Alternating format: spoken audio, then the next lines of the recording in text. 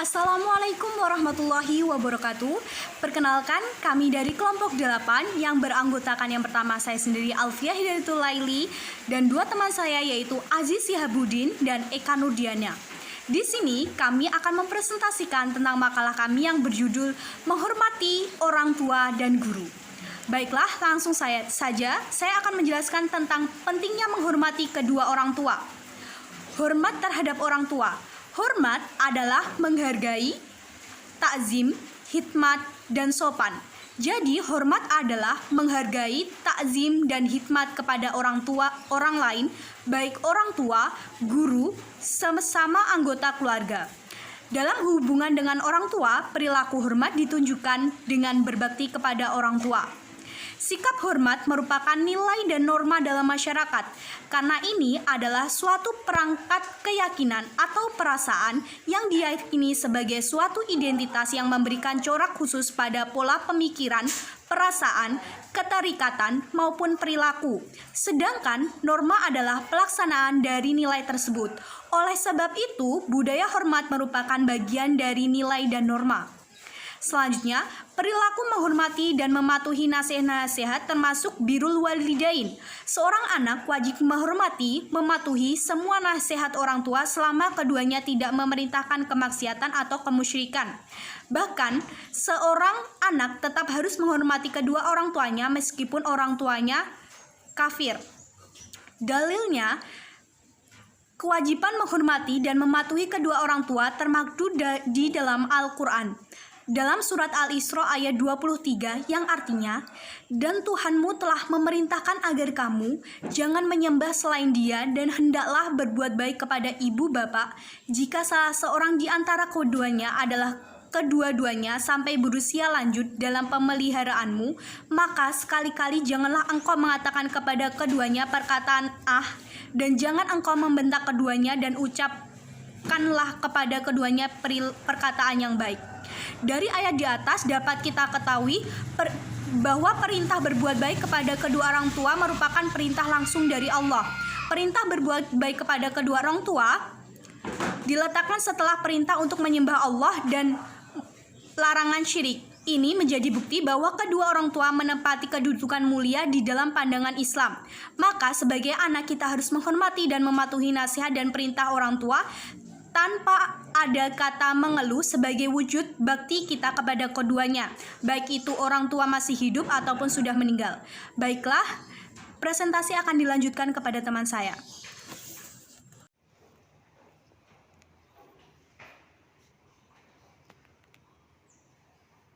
Assalamualaikum warahmatullahi wabarakatuh.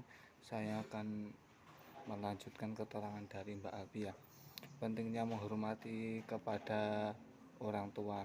Kaitan dengan pentingnya hormat dan patuh kepada orang tua perlu dikembangkan bahwa berbakti kepada kedua orang tua atau birrul walidain itu sangat penting. Dijelaskan dalam riwayat Imam An-Nawawi menjelaskan arti birrul walidain yaitu berbuat baik kepada kedua orang tua, bersikap baik, berlaku baik kepada orang tua. Contohnya berperilaku menghormati kedua orang tua adalah senantiasa berbuat baik dan bersikap hormat baik tingkah laku, tutur kata terhadap kedua orang tua. Berikutnya, mengikuti keinginan dan saran orang tua selama keinginan dan saran tersebut baik atau tidak melanggar ajaran agama. Selanjutnya, membantu kedua orang tua. Membantu kedua orang tua sesuai kemampuan kita sendiri.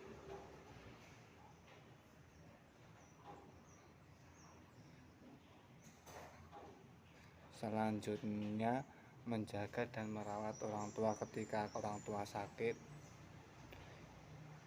Setelah orang tua meninggal, kita harus mendoakannya.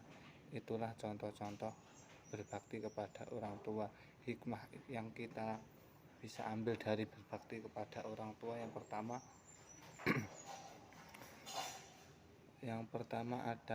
adalah merupakan amalan yang utama.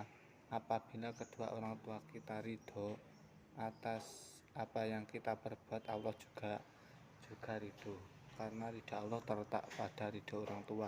Seterusnya, berbakti pada orang tua dapat menghilangkan kesulitan yang kita alami, yaitu dengan cara bertawasul. Berikutnya, berbakti kepada kedua orang tua akan diluaskan rezekinya. Berbakti kepada orang tua dapat memasukkan kita ke dalam surganya Allah. Selanjutnya, pentingnya menghormati guru, karena kita tahu guru adalah penuntun ruh dan orang tua adalah penuntun jasad kita. Kita wajib menghormati guru dan orang tua. Yang kita bahas pentingnya menghormati guru. Hormat terhadap guru adalah pendidik atau pengajar pada pendidikan formal, yaitu orang yang mendidik dan mentransfer ilmu pengetahuannya kepada muridnya dengan baik. Tanpa bimbingan dan didikan guru, kita tidak tahu apa-apa, tidak bisa membedakan mana baik, mana buruk, mana haram dan mana yang halal. Selanjutnya, di sini dalil menghormati guru. Imam Ghazali mengkhususkan seorang guru dengan sifat-sifat kesucian, kehormatan, dan penempatan guru langsung sesudah kedudukan para nabi. Beliau juga menjelaskan bahwa seorang yang berilmu dan kemudian pekerjaan ilmunya itu, maka dialah yang dinamakan besar di bawah kolong langit ini. Dia ibarat matahari yang menyinari. Dan sekian dari saya, akan dilanjutkan penjelasannya oleh Mbak Eka. Monggo. Saya Eka Nurdiana akan melanjutkan penjelasan dari Mas Aziz, yaitu tentang pentingnya menghormati guru. Nah, guru adalah orang yang mengajarkan kita dengan berbagai macam ilmu pengetahuan dan mendidik kita sehingga menjadi orang yang mengerti dan dewasa. Lah, walau bagaimanapun tingginya pangkat atau kedudukan seseorang, dia adalah bekas seorang pelajar yang tetap berhutang budi kepada gurunya yang pernah mendidik pada masa dahulu. Nah, guru merupakan bapak rohani dari ataupun bagi seorang murid. Gurulah yang memberikan santapan jiwa dengan ilmu, pendidikan akhlak, dan membimbing para muridnya untuk mengarahkan murid ke arah yang baik. Nah, selanjutnya yaitu contoh-contoh perilaku menghormati guru. Nah, yang pertama yaitu tidak menghina, terus memuliakan, dan tidak mencaci maki guru. Nah, selanjutnya yaitu mendatangi tempat belajar dengan ikhlas dan penuh semangat. Dan nomor 3 yaitu datang ke tempat belajar dengan penampilan yang rapi. Tidak boleh tidak rapi ataupun terlihat seperti bukan pelajar. Nah, selanjutnya juga kita bersikap diam, yaitu diam memperhatikan ketika guru sedang menjelaskan. Bukan diam tidak paham, tapi dia memperhatikan supaya paham.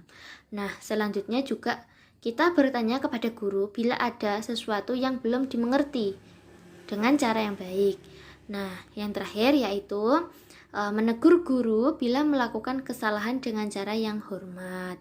Nah, selanjutnya yaitu ada etika murid kepada guru. Di antaranya yaitu seorang murid hendaklah hormat kepada guru, mengikuti pendapat dan petunjuknya.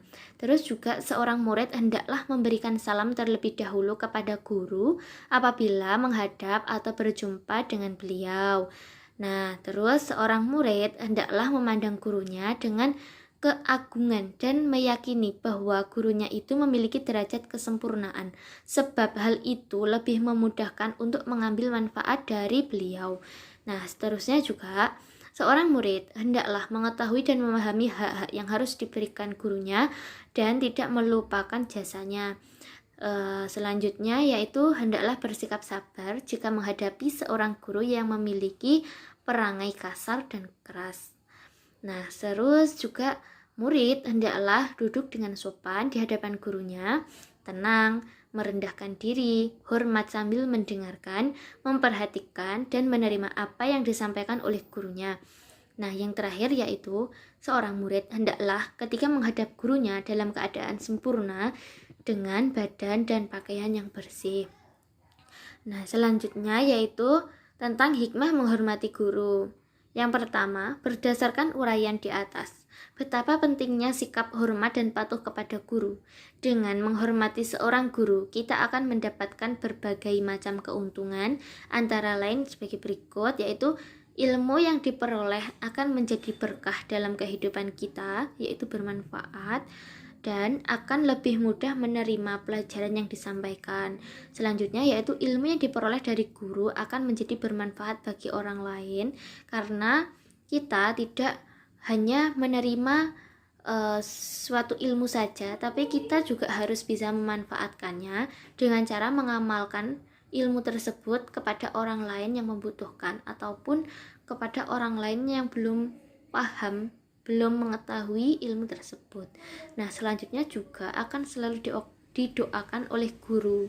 Nah, terus juga yang terakhir akan membawa berkah, memudahkan urusan, serta dianugerahi nikmat yang lebih dari Allah Subhanahu wa taala.